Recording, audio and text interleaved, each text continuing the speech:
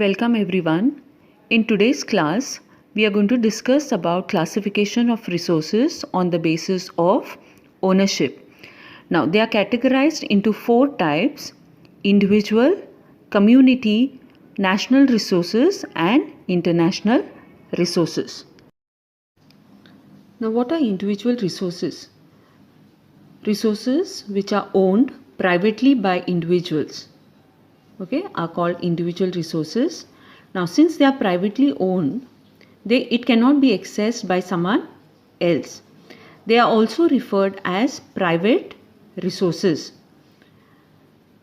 Now, urban people own plots, houses and other property, whereas in villages you find plantation, pasture lands, farming lands, ponds, which are owned by some people in the village. So all these are examples of individual resources.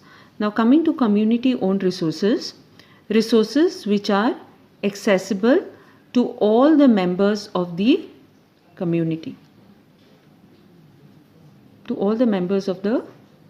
For example, public parks, picnic spots, playgrounds in urban areas, grazing grounds, burial grounds, village ponds in village. So all these are examples of community owned resources.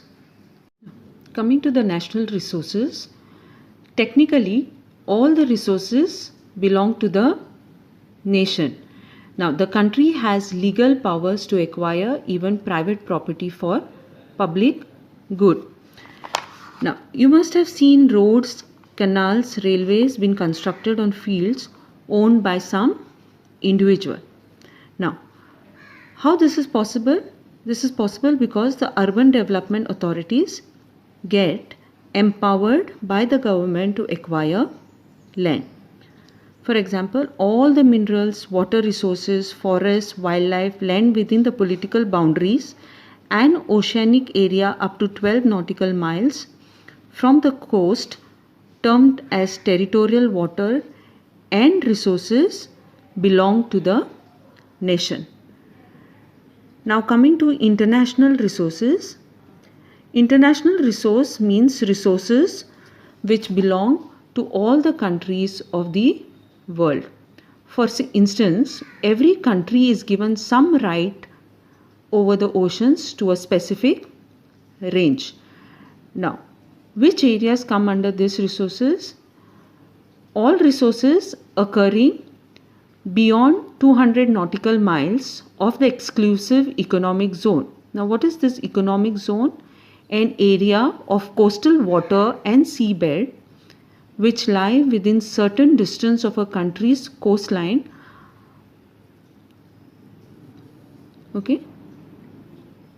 are termed as international resources.